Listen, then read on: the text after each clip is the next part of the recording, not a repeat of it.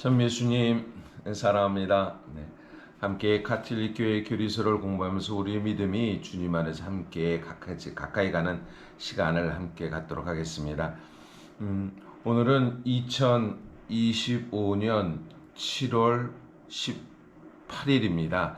특별히 이제 날짜를 조금 이야기하면서 하는 것이 좋지 않을까라는 생각이 듭니다. 그것은 그전에는 그냥 교리서를 다음에도 영상을 보고 하기 때문에 조금 시간이나 이런 이야기를, 공간에 대한 이야기를 하지 않았는데, 제가 사는 이곳 김포 장기동에 있는 청수성당인데요. 이곳에서 지금은 좀 비가 좀 많이 내리고 있고, 현재 다른 지역에서 폭우로 특별히 이 서해안, 남도, 충청도 그리고 전라도에서 비가 많이 내린다니까 폭우로 피해받은 일이 없기를 바라는 마음으로 가톨릭교회 교리서 함께 공부하도록 하겠습니다. 우리 오늘은 교회에 대한 이야기를 하면서 교회는 보편되다, 즉 카톨리카라는 이야기를 하는데요. 그래서 이 보편되다는 것은 모든 것을 다 수용할 가치를 좀 갖고 있다라는 그 보편성을 이야기하는 것입니다. 그래서 우리 가톨릭 교회가 갖고 있는 그런 부분에서 특정한 종교 또한 폐쇄성이라든지 닫혀 있기보다도 열린 교회의 모습을 보이고 있지 않는가라는 것을 이야기하지요. 오늘은 누가 가톨릭 교회에 속하는가 836항입니다. 가톨릭 교회 교리서 836항을 이렇게 읽고 거기에 대한 이야기를 같이 나누도록 하겠습니다.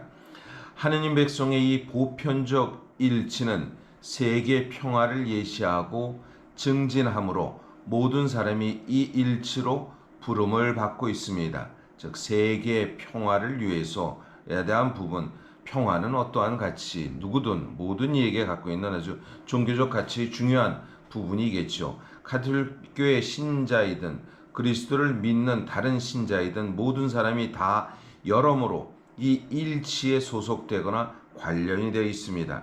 하느님의 은총은 모든 사람을 구원으로 부릅니다. 그래서 가톨릭 신자이든 그리스도를 믿는 다른 신자이든, 즉 가톨릭과 다른, 즉 개신교도 뜻하고 성공회도 뜻하고 다른 동방 종교도 다 그리스도를 믿는 신자이든 모두 다 평화에 대한 가치를 중요시 여긴다는 것을 말합니다. 837항입니다. 교회의 모임에 완전히 합체된 사람들은 그리스도의 성령을 모시고 교회 안에 세워진 완전한 질서와 구원의 모든 수단을 받아들이며 교회의 가시적 구조 안에서 교황과 주교들을 통하여 다스리는 그리스도와 결합됩니다. 곧 신앙 고백, 성사, 교회 통치와 신교의 유대로 결합됩니다. 그러나 교회에 합체되더라도 사랑 안에서 머무르지 못하면 교회 품 안에 마음이 아니라 몸만 남아있는 사람은 구원받지 못합니다. 우리 가톨릭 교회라는 것은 가시적인 구조를 갖고 있습니다. 그것은 조금 개신교와 좀 다른 것이지요. 우리는 가시적 구조를 갖고 있는 것은 이 교회 안에서 제도적인 구조, 즉 성령의 은총에 갖고 있는 비가시적 구조와 눈에 보이는 그 가시적 구조, 즉 교계 제도라는 틀을 갖고 있습니다. 그래서 교계 제도는 교황을 제일 첫 번째로 이렇게 모시고, 또 주교들, 즉 각 교구 안에 이루어진, 그래서 이 가톨릭 교회의 구조는 교구로 구성되어 있습니다. 교구 중에 로마 교구의 교구장께서는 교황이고, 그러니까 모든 교구의 주교들이 자치권을 갖고 있고, 그러나 독자적 자치권이 아니라 한국 천주교회 주교들의 모임이 있고 세계 천주교회 주교들의 모임, 즉 교황청이라는 걸 통해서 교황님이 뽑히고 그 교황님이 모든 권한 안에 교도권, 즉 교회의 가르침에 대한 권한을 갖고 있다라는 것을 이렇게 말하는 것입니다. 그 안에 그래서 신앙 고백, 성사, 그래서 이 성사라는 단어 자체는 우리 가톨릭이 갖고 있는 고유한 언어겠죠. 즉 신앙의 언어라고 말하고 있습니다. 그러면서도 교회 안에서 사랑이 있지 않으면 그냥 이 안에서 그냥 제도 시스템만 있는 것이라면, 그래서 이것은 구원을 받지 못한다고 아주 분명히 얘기합니다.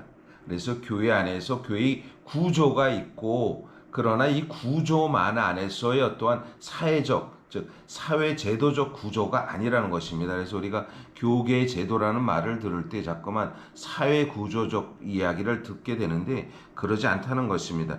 교회 품 안에 마음이, 즉 사랑이 머물지 않으면, 그래서 제가 본당 신부로 있으면서도 사실 신자들 안에 사랑을 제가 받고 있고 사랑을 하고 있고 그리스도를 증거하고 드러내지 않는다면 저 역시 구원받지 못한다고 말할 수 있겠죠. 838항입니다.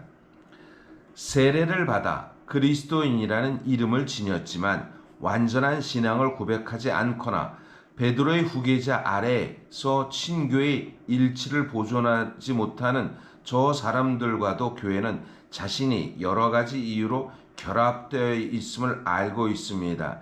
이 말씀 뭐냐면, 우리는 베드로의 후계자 아래 친교의 일치를 이루고 있는 어떠한 사도성을 갖고 있다. 제1대 교황을 베드로 사도로 두고, 그리고 쭉 지금까지 아마 276대인지 정확히 제가 지금 레오 교황으로서 이렇게 명맥이 이어져 내려오고 있다라고 이렇게 말하고 있습니다. 그럼에도 불구하고 또 한편 여러 가지들, 즉 우리는 이러한 계통이 있지만 그러지 않는 그리스도를 믿고 따르는 이들의 계통이 있다. 그래서 그리스도를 믿고 올바로 세례를 받은 이들은 비록 완전하지 않더라도 어느 정도 가톨릭 교회와 친교를 이루고 있습니다. 즉 우리는 세례의 중심이었고, 그러면서도 완전하진 않지만 서로 일치를 갖고 있다. 특히 정교회들과 맺는 이러한 친교는 매우 깊어서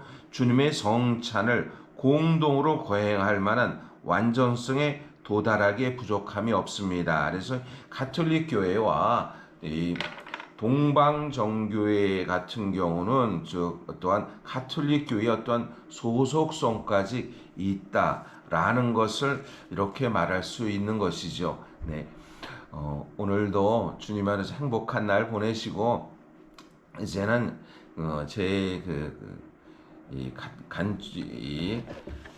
가톨릭교회 교리서, 간추린 가톨릭교회 교리서를 이렇게 공부하면서 일상의 이야기도 함께 이렇게 나누도록 하겠습니다. 먼저 저희 여러분들에게 좀 기도를 요청하는 것은, 저희 성당이 10년 됐습니다. 10년 된 것은 지금 제가 머무는 곳에 있는 이 청수성당이 10년 전에 지어져 있고, 23년 전에 청수성당은 이곳이 아니라 그 운양동이라는 다른 곳에 있었는데, 거기서 재개발로 인해서 쫓겨났습니다. 쫓겨나서 현재 이곳으로 왔는데 다시 김포 제2지구 그 개발을 한다고 합니다. 그래서 제1지구 한강도시 신도시를 만드는 곳에 있다가 쫓겨났습니다. 근데 이곳에 2지구 한강 공공개발 신도시, 즉 컴팩트 시티라는 것을 만들려고 합니다. 그래서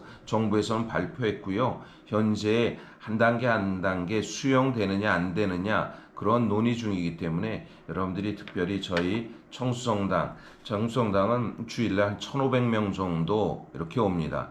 그리고 아이들도 초등학생도 100명 있고 중고등부도 한 6, 70명 있습니다. 그러니까 적은 성당이 아님에도 불구하고 재개발에 이 공공개발성이라고 하면서 재개발에 수용될 가능성이 있습니다. 여러분들이 기도 중에 꼭 저희 성당이 존치되고 이렇게 남아있을 수 있도록 이 지역 안에서, 그리고 또 이 장기동 안에 신앙생활을 꾸준히 할 수 있도록 여러분들 기도 중에 기도 부탁드리겠습니다. 네, 오늘도 주님 안에서 행복한 날이 되시기를 바라겠습니다.